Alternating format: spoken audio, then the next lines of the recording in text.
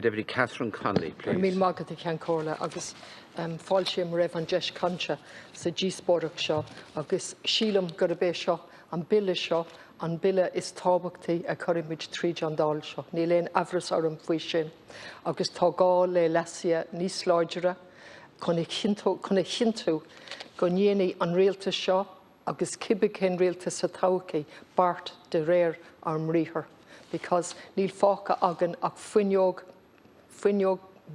bheag agus tá dúlgus arinne barta cuí agus barta thógáil chuna chinú nach leanimid a rá ar an móthar a támuid mar níl an dar a ráha agan.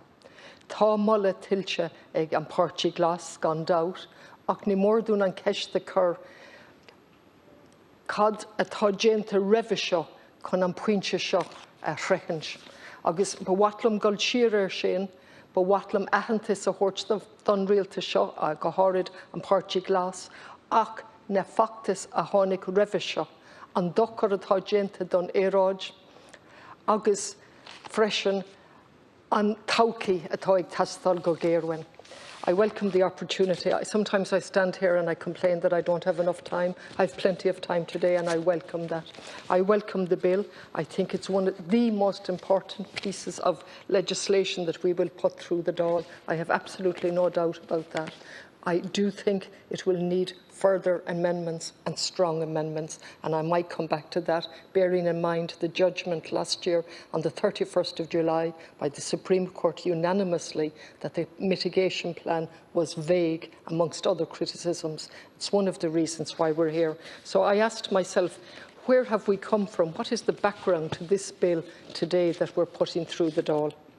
And Deputy Duffy has mentioned the silent spring, and significantly, I have it here myself. You can start. I started first at the Earth Summit in 1992, and then right up to the declaration of a climate and a biodiversity emergency 2 years ago on the 9th of May, and that date is looming. Or I could go back to 1962, which has been mentioned. Rachel Carson wrote the silent spring. She was asked by President Kennedy at the time to look at DDT, a pesticide which was banned, and certainly it ignited the environmental movement. Now, I could pick anything, but we didn't arrive here today because of the Green Party, because of us independents, because of this government. We have been forced into this position, and I'm glad that the bill is here. But it really is important to look at the damage we have done to get us here and the amount of effort. So if we look way back at the Kyoto Protocol, 1997, the year my second son was born, and it only entered into force in 2005. Then we had the Paris Agreement in 2015, and significantly that year we passed the Climate Action Bill in Ireland as well. We have all of the reports from the Intergovernmental Panel on Climate Change. And significantly, a recent one, a summary for policymakers on the 24th of September 2019, and more since. That one was entitled The Ocean and the Chrysosphere in a Changing Climate. I hope I'm pronouncing that word right. But what's important is not the pronunciation, but that it spells out the risks through melting snows, glaciers, rising sea level, storms and so on. And we've seen evidence of that with the many countries burning, hurricanes, storms. And I don't wish to be depressing here, because I think what we need is transformative action and a message of hope. But it is important to understand what has led us to come here. We have put through pieces of legislation since 2015, and notwithstanding those pieces of legislation, we are described as laggards. Once again, I want to thank the Library and Research Service for the digest that they produced. And again, I'm indebted to them. In an international context, page 16, Ireland remains a laggard on reducing greenhouse gas emissions. This is highlighted in the 2021 Climate Change Policy Index, which was published in December 2020 in the middle of COVID. And it's been published annually since 2005 and so on, and it tells us that we are the worst.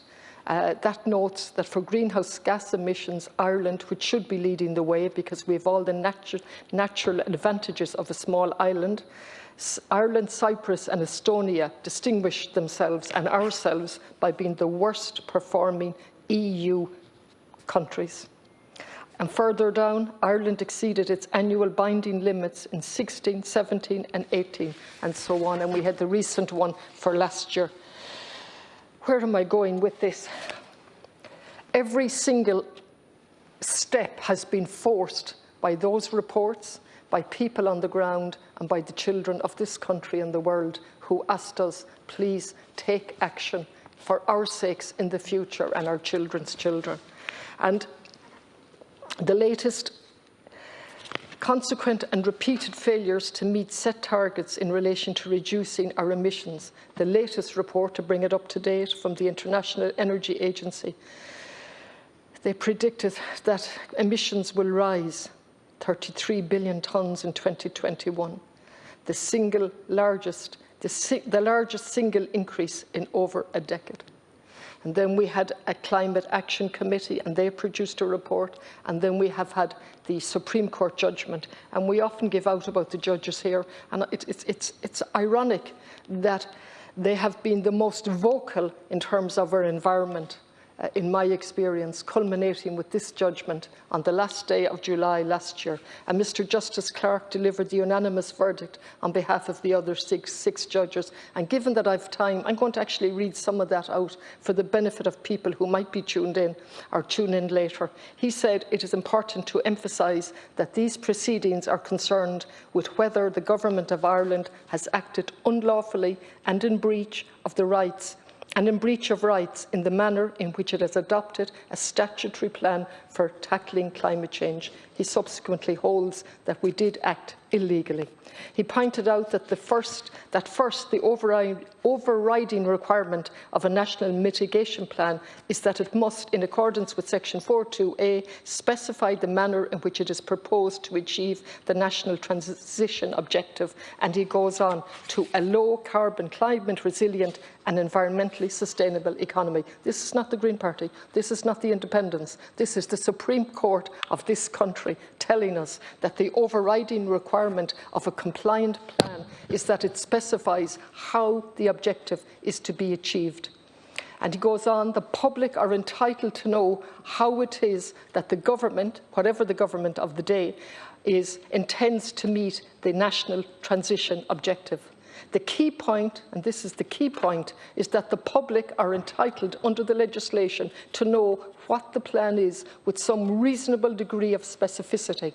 For the reasons also set out in the judgment, I have concluded that the plan falls well short of the level of specificity required to provide that transparency, and so on. And on that basis, I propose that the plan be quashed. That was the National Mitigation Plan. That's what the Supreme Court thought of our plan.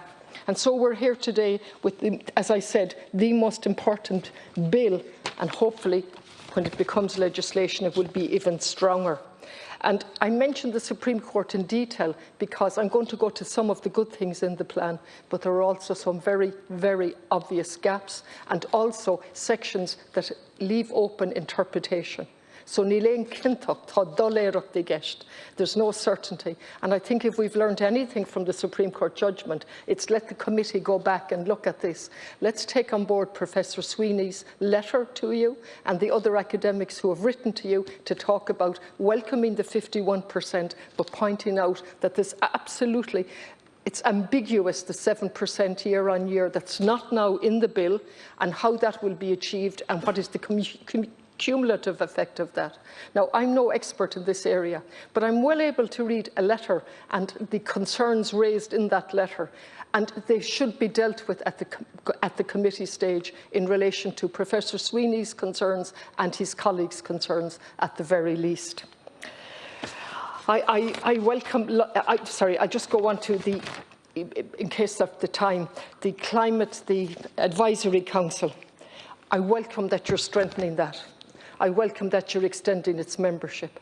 However, that has been done in the context of a report that was done in January of this year that talked about while paying tribute to the Advisory Council, The report said that the current Advisory Council was reactive more than proactive, that the communication with the message to the ordinary people of Ireland was poor, and that there was a focus on economics as opposed to transformation.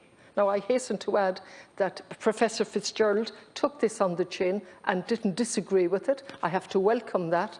And so what they're saying is, that's January of this year, saying, please, change this, the remit of this. And when I look at the bill, I don't see a huge change in that. I see additions, but the minister still will hold the power as to who goes on that.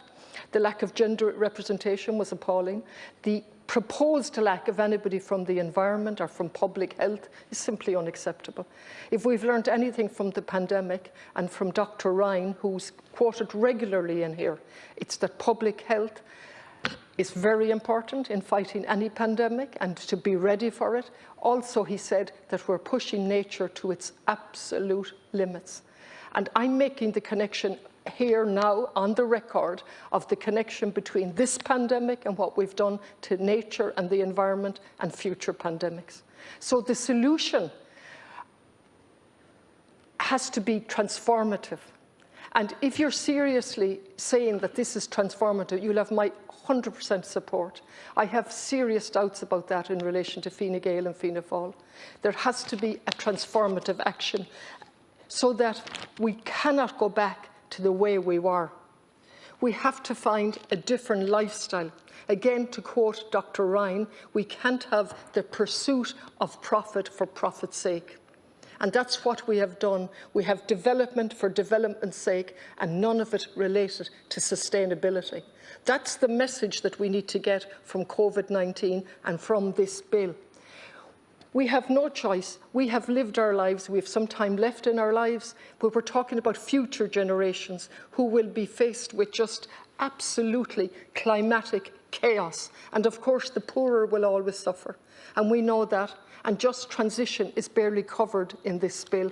So these are matters that have to go back to the committee if we're seriously interested in having transformative change. But the message in part of the bill is that it is business as usual. Now, you might say that's a complete exaggeration, but there is a section in it where due regard has to be had to employment and other matters, which means climate change is being put sort of in a competitive role with employment, with future development, and that is a false dichotomy. It is not acceptable to have that dichotomy or to have uncertainty in the bill. This is our one chance to get it right and to learn. Within that, we have to look at housing, health. They're not out there. Climate change has reached the tipping point. You know that and we know that. What I'm uncertain about and what I have no trust in is that this government, particularly the two major parties, realise the extent of the transformation needed. And I listened with great respect to the contributions, with great interest from Michael Collins and his colleagues, and I have the greatest of respect for him. But that is an area that we need to tackle in terms of how climate change is perceived in rural areas. I have the privilege of representing a rural area as well as Galway, which is one of the cities destined to grow. And lately, last week, we were talking, and my colleague put a motion, Thomas Pringle, in relation to the CAP reform and what's going to happen with small farmers. And I said on that night, and I'm repeating it, we're treating the farmers, and particularly the small farmers, as part of the problem rather than part of the solution. We have absolutely neglected rural Ireland. Towns are going under while we're building cities out of all proportion. That is something that needs to be dealt with in a transformative action. If I, in my last 5 minutes, look at Galway City as an example, and by no means do I intend to be parochial, but I had hoped Galway would be taken as one of, again, the fastest growing cities in Europe under the Climate Action Committee, that it would be taken as a pilot project to roll out a green city, not just because it's my city, but because it has all of the advantages for that to be rolled out as a green city. It's the gateway. Tá sé ar Harsach na Gaeltachtas mó sa tír. Tá éagsúlacht ag baint leis an chathair agus leis an conde, agus fellann sé do tógra pilótach. A green, lean city. Instead of that, we have developer-led development. Again, they're my words, but Simon Coveney, the Minister, agreed on 2 occasions that he agreed that the development in Galway was developer-led. We have Kent Station, we have the docks, we have the Dyke Road, but we have no master plan in Galway City that takes into account climate change and sustainable development. We have no policy on heights yet, and yet there's a planning application in Kent Station for a 22 or a 23-storey development. Now, I am a very proud Galwegian. Rugu agus tóga mé in Galia agus tá mé charbheith bródúil, ba watlam ferbert eáil ach ferbert atá in Waranach. We have a docks development that has been given the go-ahead by the Board Pleanála in as much as it now rests with the Minister for Housing. And again, I come from a tradition of glouchogs and sailing boats. I know the importance of the sea. But the development that's proposed in Galway, subject to me seeing it again on Friday in a Zoom meeting, I worry intensely about the sustainability of that development for the docks, based primarily on cruise ships, also the green energy, which I welcome. There is no mention of climate change in the judgment or in the report that I read from Bord Pleanála. Equally, we're waiting on a result from Bord Pleanála about an outer bypass. And again, I would hope, at the very least, that they would have it climate-proofed when they give their decision on an outer bypass in Galway. We have a perfect opportunity to look at light rail, and I'm glad the Minister is here in relation to that. Not to get at the Minister, but to say you're in power now. All I can keep doing is raising it, and at the very least carry out a feasibility study. At the very least demand a master plan for the common good in Galway that takes into account the docks. We have now theoretically taken it under the wing of the City Council, while leaving it as a commercial development. With what I see happening is the selling off of public land to pay for the development, because it doesn't come under one of the recognised ports for government assistance. We have neglected Rossaville, which is just out the road. Absolutely neglected it when it is already a deep sea port and is only getting a tiny amount of money. We have a housing crisis that's simply out of control. We have a task force that's set for 2 years that hasn't produced any final report as to the nature of the problem and the nature of the solutions. It is a bilingual city. It has the status of a bilingual city. And the solution is also within the Irish language, which has also always been very close to nature. And indeed, this is the second time I mention a book which is in both Irish and English, bilingual, with only 70 pages in each one approximately. And it talks about Anchanga, Anguelga, agus Écolaíocht. And it points out that the Irish language is part of the solution. So to wrap up in the minute that I have left, I would like to say, please, at committee level, I'm not on the committee, I wish I was, but I have trust in the members that are there to bring in changes that actually make this stronger, and you will have my full support. If you're talking about an overall plan, then look at Galway City as an example that's going ahead again with developer-led development without a master plan. Look at the rural and the city divide, which is simply unacceptable, because we cannot live without each other, just as we're dependent on other countries. We have to have a sustainable plan. We're waiting on a plan, a policy for seaweed. We're waiting on a policy for the islands. These were all discussed in the previous Dáil. Various TDs, including myself, brought motions, and we're still waiting on those policies. At the end of the day, my colleague made a comment the last day, Thomas Pringle. He talked about acting local but think internationally and global, and he's right, because we need to come back to small is beautiful. That book from many, many years ago, we need to come back to that. The solution lies within the communities, and if we're going to sell green energy, then we have to sell it on the basis of the community owning the green energy and benefiting from the green energy, not with big infrastructure coming through Galway to benefit the big boys, na buic wara. So that's the transformative action that we need. That's what Michael Ryan has said from the World Health Organization, and that's it. I couldn't put it any better. And yet we quote him in relation to vaccinations and public health, but we're not listening to his message in relation to the damage to nature and the consequent consequences of that, which are epidemics and pandemics. Gar míle mágad a Ken Corla.